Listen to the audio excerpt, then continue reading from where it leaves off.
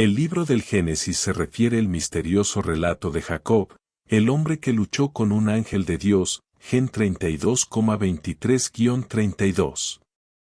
A la luz de este pasaje bíblico, Jacob se nos revela como un testigo singular y privilegiado de uno de los más singulares combates que recuerde la humanidad, pues según este texto, por primera vez un ser humano libró una lucha física con un enviado angélico del Creador y Padre Celestial. El libro del Génesis nos cuenta que Isaac, el hijo del patriarca Abraham, tuvo dos hijos, Esaú y Jacob, quienes nacieron al mismo tiempo, aunque fue Esaú, más grande, rubio y rollizo, quien salió primero del seno de su madre, mientras que el segundo nació con una de sus manos sujeta a uno de los talones de su hermano. Curiosamente, en una suerte de profecía, Dios le había vaticinado a Rebeca, la madre de las dos criaturas, que el mayor servirá al menor. Esaú y Jacob, Esaú y Jacob. Al crecer, los dos hermanos se revelarían como totalmente diferentes. Mientras Esaú era un rudo, fornido y hábil cazador y era el preferido de su padre, Jacob era un dedicado pastor y el preferido de su madre, Rebeca.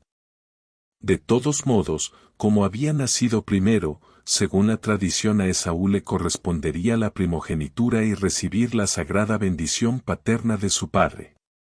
Jacob, con mucha astucia, lograría que su hermano mayor le cediera su primogenitura a cambio de un plato de lentejas, una vez que Esaú se encontraba muy hambriento. También, instado por su madre, lograría engañar a su padre moribundo para que le diera la bendición, una costumbre sagrada de los judíos, a él y no a Esaú antes de morir. Para engañar a su padre Isaac, que debido a su avanzada edad se encontraba casi ciego, Jacob se puso unos cueros de piel de cabrito en sus brazos para emular los brazos velludos de su hermano mayor, además de prepararle un estofado hecho con animales que supuestamente él había cazado. Cuando Isaac le tocó los brazos y probó el plato de comida, le otorgó la bendición a Jacob pensando erróneamente que se trataba de su hijo favorito, Esaú. Esaú, al enterarse que su hermano Jacob había engañado a su padre y que no solo se había quedado con la primogenitura, sino que también con la sagrada bendición paterna, amenazó con matarlo, por lo que Jacob partió al exilio a un lugar llamado Harán, para huir de la furia de su hermano. Allí, gracias a la ayuda de Dios, se casó, tuvo muchos hijos y se hizo muy rico. 20 años más tarde, Dios le dijo a Jacob, vuelve a la tierra de tus padres.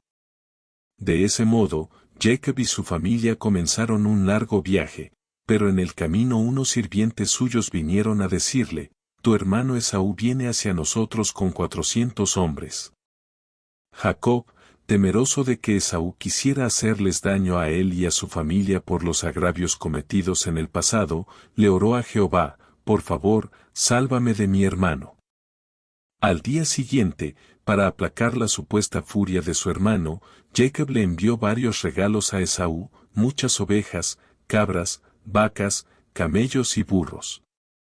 Esa noche, cuando Jacob estaba sentado solo junto al Jaboc, un río de Jordania que corría cerca de Amán, recibió la visita de un hombre desconocido que era un ángel de Dios y ambos comenzaron a luchar, en una pelea que duraría toda la noche, hasta el alba del día siguiente. La Biblia relata que cuando amaneció y el enviado angélico vio que no había prevalecido contra Jacob, lo golpeó en la articulación del muslo, y se dislocó la coyuntura del muslo de Jacob mientras luchaba con él. Entonces el hombre, el ángel, dijo, suéltame, porque raya ya el alba. Y Jacob respondió, no te soltaré si no me bendices. Y él le preguntó, ¿cómo te llamas? Jacob, respondió éste.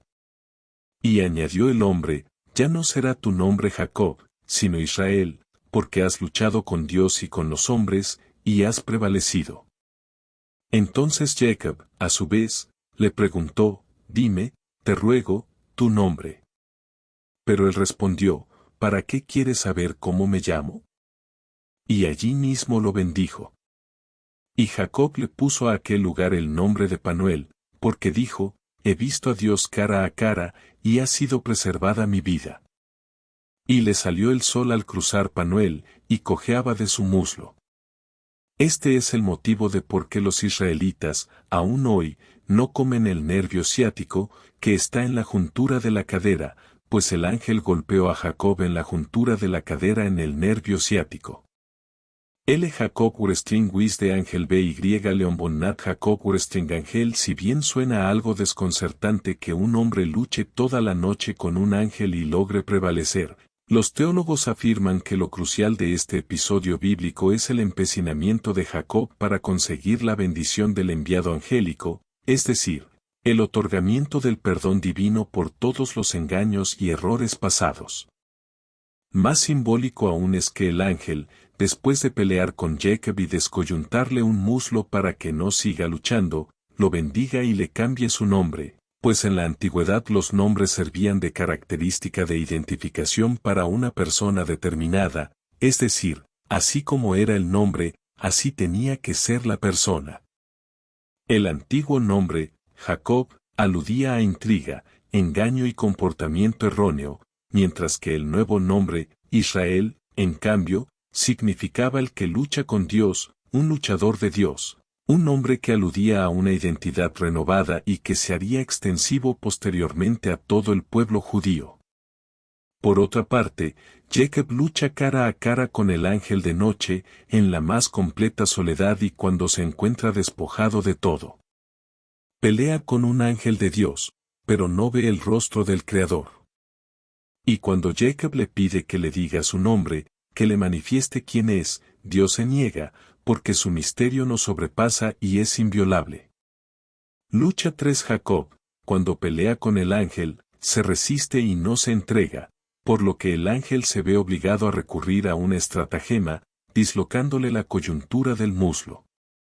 Y cuando el enviado de Dios le pregunta a Jacob su nombre, lo obliga a reconocer su nombre, es decir, su identidad, pues Jacob quiere decir el suplantador, Gen 25,26, 27,36. Con ello, Dios provoca la confesión de Jacob de sus pecados pasados y así lo pone en evidencia. Solo cuando Jacob ha reconocido su pecado, el ángel de Dios le dice, ya no te llamarás Jacob, sino Israel, porque has luchado contra Dios y contra los hombres, y has vencido. Nace, de ese modo, un hombre nuevo marcado por el signo del poder de Dios. ¿Pero venció realmente Jacob al ángel de Dios? El texto es paradójico, pues aparentemente se sugiere que Jacob vence a Dios, pero en realidad ello ocurre cuando queda cojeando y se ha puesto al desnudo su pecado. En realidad, Jacob solo vence cuando se deja vencer por Dios, es decir, cuando reconoce y se arrepiente de sus pecados, se rinde libremente al amor divino y experimenta por primera vez la libertad y la plenitud. L. Jacob-Ángel-Delecroix 782504. Con respecto al desenlace de la historia de Jacob y su hermano Esaú, después de luchar toda una noche con el ángel y lograr su bendición, Jacob se sintió más aliviado pues ahora sabía que Dios no permitiría que su hermano Esaú, a quien no veía desde hace 20 años, le hiciera daño. Esa misma mañana, Jacob vio a lo lejos a Esaú y a sus 400 hombres. Salió antes que su familia para encontrarse con Esaú y, al llegar, se postró humildemente en tierra 7 veces antes de abordar a su hermano mayor. La Biblia cuenta que, más Esaú, corriendo a su encuentro, lo abrazó, se echó a su cuello, lo besó y los dos lloraron. Después de aquella experiencia, Jacob salió renovado.